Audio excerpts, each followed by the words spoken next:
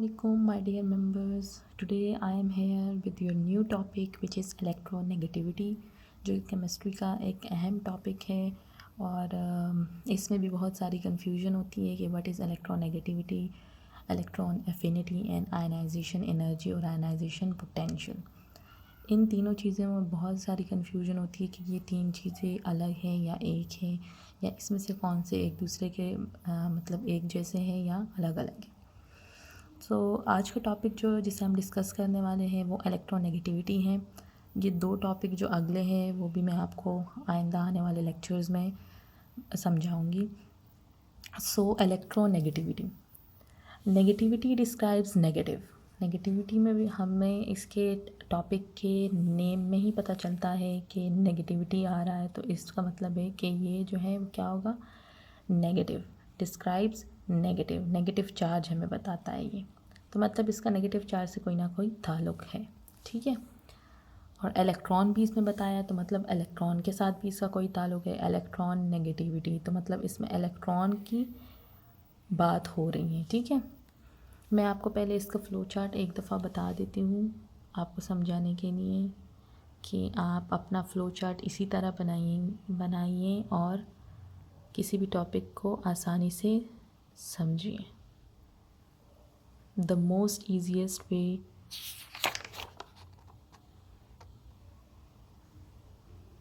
ये देखें, ये होगा हमारा टॉपिक जिसका नाम है इलेक्ट्रोनेगेटिविटी। अच्छा, टॉपिक का पहले तो हमने बता दिया कि इसमें इलेक्ट्रॉन नेगेटिविटी आया है, तो मतलब इसमें नेगेटिव चार्ज या इलेक्ट्रॉन के साथ इस टॉपिक का कोई ना कोई ताल्लुक़ है। अच्छा, इसकी डेफिनेशन में है the ability of an atom to attract an electron pair in a molecule to itself, ठीक है। एबिलिटी मतलब चाहत, या इसका किसी भी एटम की एबिलिटी हो कि वो जो है वो एक इलेक्ट्रॉन पेयर को अपनी तरफ अट्रैक्ट करे, अपनी तरफ उसको क्या करे, खींचे मॉलिक्यूल में। इलेक्ट्रोनेगेटिविटी हमेशा याद रखें कि वो किसी भी एटम का अगर हम मालूम करना चाहें या हम पता लगाना चाहें कि इसकी इलेक्ट्रोनेगेटिविटी क्या है, तो वो हम जो है मॉलिक्यूलर फॉर्म में उस एटम की हम मालूम कर सकते हैं, ठीक है। वैसे तो इलेक्ट्रोनेगेटिविटी बहुत सारी एटम्स की जो है साइंटिस्ट ने मालूम की हुई जो है हमें पता है और वी हैव मेमोराइज देम, ठीक है। अब ये है कि इसका अलग जो दूसरा डिफिनीशन जो है, और मैंने लिखा है, और के बाद मैंने अलग दोबारा लिखा है जो कि बहुत ही आसान है। The ability of an atom to attract a shared pair of electron towards itself, कि वो सिर्फ इलेक्ट्रॉन पेयर, जैसे कि इसमें है इलेक्ट्रॉन पेयर, लेकिन इसमें आगे दिया हुआ है कि मॉलिक्यूल में, तो मतलब वो वही मॉलिक्यूल में क्या होता है, शेयर्ड पेयर ही होता है ना।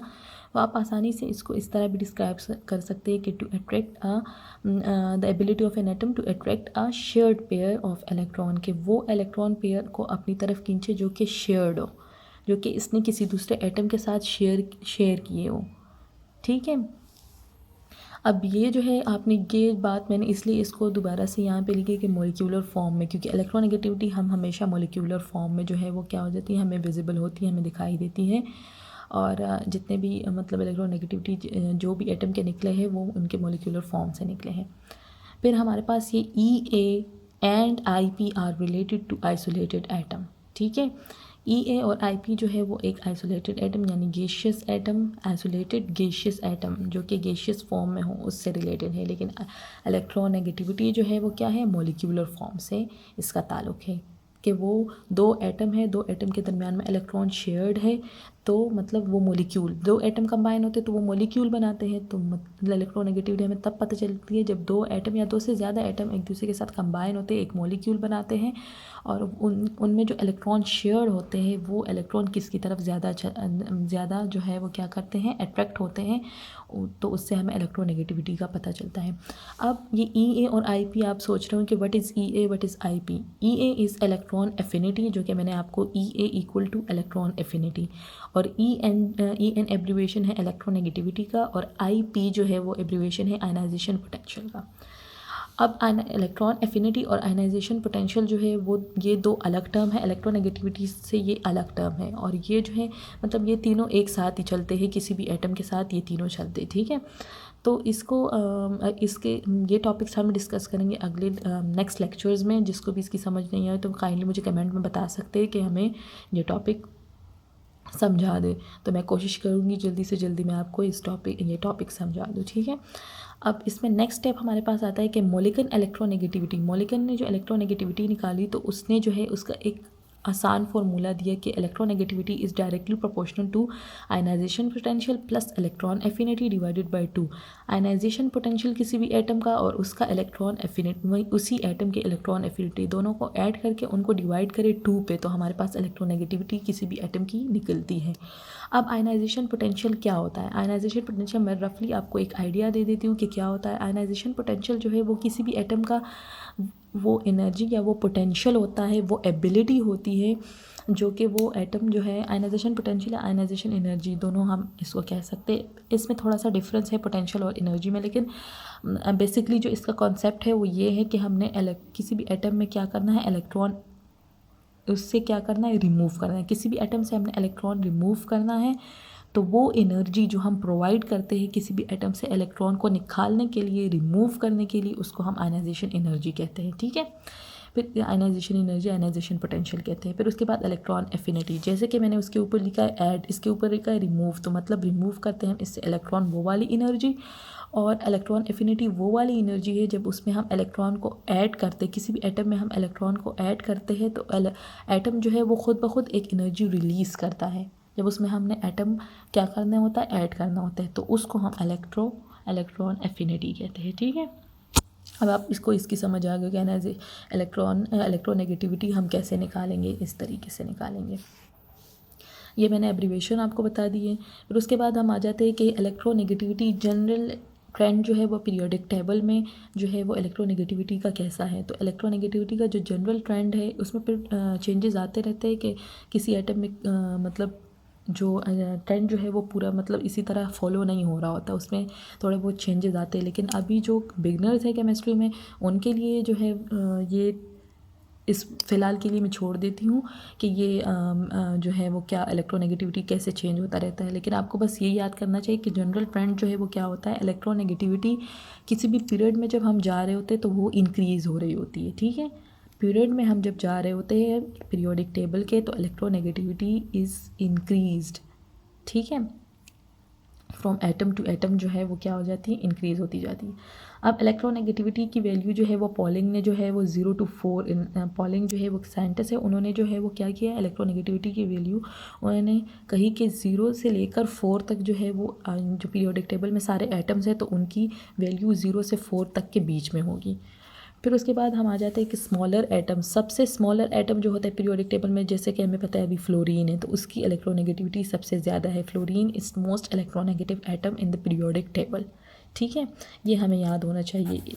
फ्लोरीन इज़, क्योंकि अक्सर MCQs में आते हैं which of the atom is more electronegative, तो जो है उसके साथ ऑप्शंस आते हैं या most electronegative in the periodic table, तो उसमें आपको ये हमेशा याद रहना चाहिए कि फ्लोरीन इलेक्ट्रोनेगेटिविटी जब भी आएगी आपको ये एटम याद रहना चाहिए कि फ्लोरीन जो है इसकी इलेक्ट्रोनेगेटिविटी सबसे ज़्यादा है, इसकी 3.9 समथिंग है, उसको हम जो है वो राउंड ऑफ करके 4 ले आते, ठीक है। फिर इसके बाद है लेफ़्ट टू अप, ये मैंने जनरल ट्रेंड आपको यहाँ पर बता दिया था कि general trend electronegativity along the period जो है वो क्या हो जाता है, इंक्रीज़ होता है इलेक्ट्रोनेगेटिविटी जैसे हम पीरियड में जाते हैं तो भी, ठीक है। तो ये अब आपको बता रहे कि हम पीरियड में कहाँ से कहाँ तक जाएंगे, लेफ़्ट से अपने आप अपने लेफ़्ट हैंड से राइट हैंड की तरफ जब हम जाएंगे पीरियोडिक टेबल में तो साइज़ जो है वो डिक्रीज़ होता जाता है। आप देखते हैं ना कि एटम जो है जैसे हम लेफ़्ट टू राइट जाए पीरियोडिक टेबल में तो एटम्स की साइज़ जो है वो क्या हो जाती है, डिक्रीज़ होती जाती है, एटम छोटा होता जाता है। तो जितना वो छोटा होता जाएगा उसकी इलेक्ट्रोनेगेटिविटी क्या हो जाती जाएगी, इंक्रीज़ होती जाएगी, ठीक है। ये आपको याद रखना चाहिए। अब ये कैसे कि जैसे भी हम एटम छोटा होता जाता है तो उसकी इलेक्ट्रोनेगेटिविटी इंक्रीज़ होती जाती है। मैं आपको आगे जाके यहाँ पे बताऊँगी कि कैसे। अब हैलोजन जो है वो सब पीरियोडिक टेबल में सबसे मोर इलेक्ट्रोनेगेटिव या मोस्ट नेगेटिव एटम्स या एलिमेंट्स जो हैं वो कौन से हैं, वो है हैलोजन्स। हेलोजेंस कौन कौन से? Fluorine, chlorine, bromine, iodine, astatine. ठीक है, फिर उसके बाद फ्लोरीन, एस्टाटीन को निकाला, fluorine, bromine, iodine, fluorine, chlorine, bromine and iodine. अच्छा, अब फ्लोरीन जो है जिसका सैम्बल F है, इसकी इलेक्ट्रोनेगेटिविटी इस 4, ये आपको याद रखनी चाहिए कि सबसे ज़्यादा 4 ही है, तो इसकी जो है वो सबसे ज़्यादा है। फिर trend and group top to bottom. अब पीरियड का तो हमने बता दिया कि हम लेफ़्ट टू राइट जाते जाएंगे तो क्या होगा, इलेक्ट्रोनेगेटिविटी इंक्रीज़ होती जाएगी क्योंकि साइज़ कम हो रहा है। इसी तरह जब ग्रुप में जाएंगे, ग्रुप में हम टॉप से बॉटम, ऊपर से नीचे की तरफ जब हम आते हैं तो साइज़ हमारे पास इंक्रीज़ होता जाता है। जैसे मैंने एरो ऊपर की तरफ लगाया, इसका मतलब है इंक्रीज़। जब साइज़ इंक्रीज़ होगा तो उसकी इलेक्ट्रोनेगेटिविटी डिक्रीज़ होगी। अब हमने याद रखना चाहिए कि EN जो है वो क्या है, EN is inversely proportional to size of an atom। अब इलेक्ट्रोनेगेटिविटी जितनी ज़्यादा जितना भी एटम जो है वो बड़ा छोटा होता जाएगा उसकी इलेक्ट्रोनेगेटिविटी इंक्रीज़ होती जाएगी, मतलब उल्टा होगा।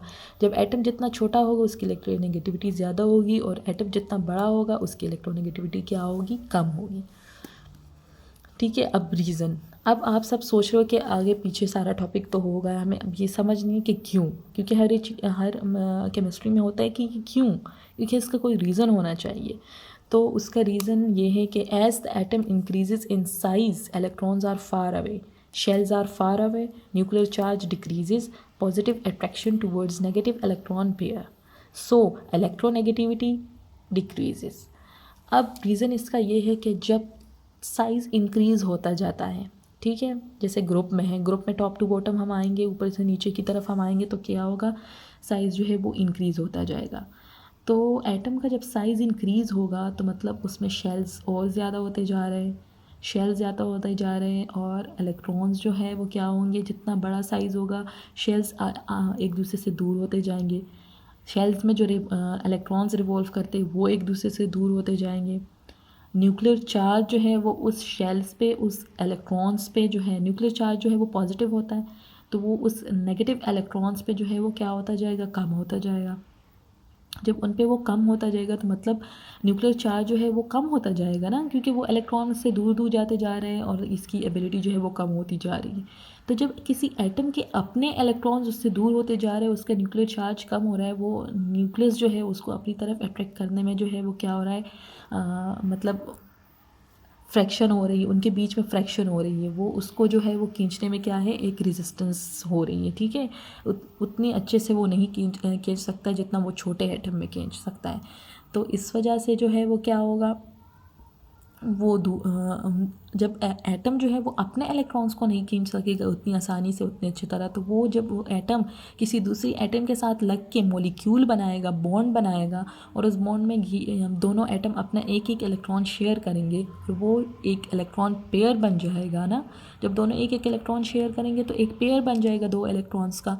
तो वो जब अपने इलेक्ट्रॉन एक एटम नहीं खींच सकता अपनी तरफ क्योंकि उसका साइज़ बढ़ रहा है, तो वो कैसे वो एक इलेक्ट्रॉन पेयर को अपनी तरफ खींचेगा जो कि दोनों एटम के एक साथ है, क्योंकि इसका भी इस पे पावर होगा न्यूक्लियर चार्ज का, और दूसरे एटम का भी उस पे होगा। तो वो जब अपने वाले को नहीं खींच सकता तो वो कैसे वो पेयर इलेक्ट्रॉन पेयर को खींचेगा। तो इसलिए इसकी इलेक्ट्रोनेगेटिविटी जो है वो क्या हो जाती है, कम होती जाती है। जो पॉजिटिव अट्रैक्शन होता है न्यूक्लियस का नेगेटिव इलेक्ट्रॉन की तरफ, वो कम होता जाता है जिस तरह साइज़ इंक्रीज़ होता जाता है। तो इस वजह से क्या होगा, उनका जो है वो उनमें रेजिस्टेंस आएगी, वो अच्छी तरह से उसको अपनी तरफ क्या करेगा, नहीं अट्रैक्ट कर सकेगा। तो इसलिए वो इलेक्ट्रॉन पेयर्स को भी अपनी तरफ नहीं अट्रैक्ट कर सकता। अब इलेक्ट्रोनेगेटिव इसी तरह वाइस वर्सा उसके लिए भी है, जब साइज़ छोटा होता जाता है, जितना साइज़ छोटा होता जाता है शेल्स कम होते हैं, इलेक्ट्रॉन एक दूसरे के करीब आते हैं, न्यूक्लियर चार्ज बढ़ता जाता है। न्यूक्लियर चार्ज अपने एटम्स को भी अपने इलेक्ट्रॉन जो इसके इर्द गिर्द रिवॉल्व करते हैं शेल में, उसको भी अपनी तरफ अच्छे से अट्रैक्ट करेगा, और जब वो किसी और के साथ बॉन्ड बनाएगा उसका वो बॉन्ड पेयर जो है उसको भी वो बॉन्ड पेयर जो है उसको भी क्या करेगा, अपनी तरफ अच्छे से अट्रैक्ट कर सकेगा। तो उसकी इलेक्ट्रोनेगेटिविटी क्या होगी, ज़्यादा होगी। इसलिए फ्लोरीन जो है वो छोटा है और वो उसकी इलेक्ट्रोनेगेटिविटी ज़्यादा है, वो अपने इलेक्ट्रॉन्स को भी और बाकी जो बॉन्ड बनाता है उसको भी अच्छी तरह खींच सकता है अपने तरफ, ठीक है।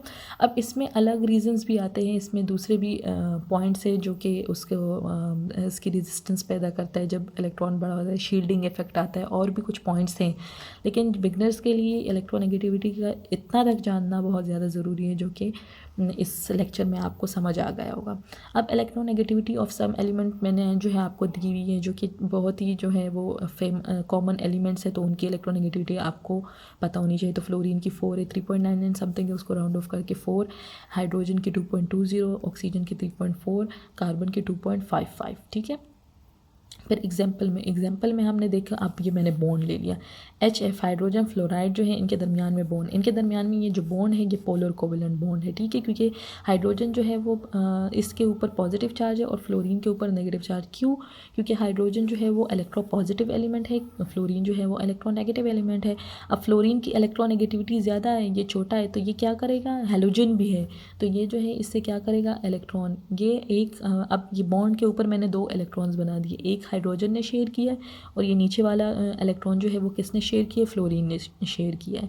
तो अब जब इनके बीच में ये जो बॉन्ड जो है ये ब्रेकअप होगा, ये बॉन्ड जो है वो क्या होगा, ये ब्रेकअप होगा, ठीक है।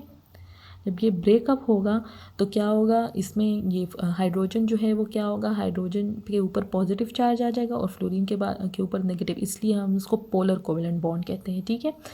म्यूचुअली तो इन लोगों ने शेयर किया, लेकिन जब इसको हम तोड़ेंगे तो इसके ऊपर पॉजिटिव और इसके ऊपर नेगेटिव चार्ज आएगा। अब हाइड्रोजन जो है इसकी इलेक्ट्रोनेगेटिविटी 2.20 है और फ्लोरीन की इलेक्ट्रोनेगेटिविटी 4 है, तो फ्लोरीन जो है ये दोनों शेयर पेयर को क्या करेगा, अपनी तरफ ज़्यादा इसको खींचेगा। मतलब अगर ये बॉन्ड होगा भी, वैसे तो मैं बॉन्ड तोड़ने का आपको बता रही थी कि इसके ऊपर पॉजिटिव इसके ऊपर नेगेटिव आएगा, लेकिन जब बॉन्ड होगा भी तो ये हाइड्रोजन का एटम जो है वो ऐसे होगा, ठीक है, और फ्लोरीन का एटम मतलब ऐसे होगा। फ्लोरीन जो है उसने वो दोनों चीज़ों को अपनी तरफ ज़्यादा जो है वो क्या किया है, खींचा हुआ है, और हाइड्रोजन से वो क्या है, दूर है, ठीक है।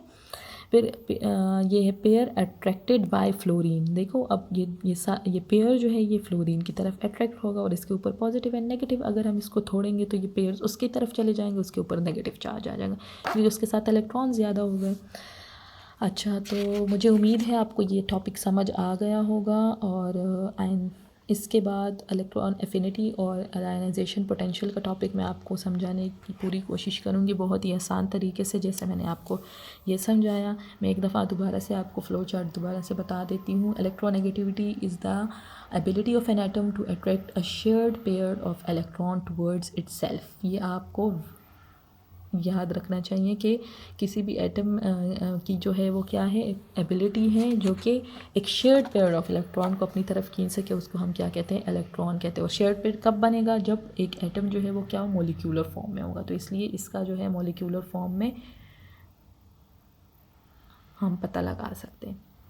अच्छा, thank you very much everyone जिन्होंने मेरी ये वीडियो देखी है। प्लीज़ आप मेरी चैनल को सब्सक्राइब करें, बेल का आइकन प्रेस करें, और जो है लाइक करें मेरे वीडियोस को, और नए नए टॉपिक्स सीखें और दूसरों को भी सिखाएं। अल्लाह हाफिज़।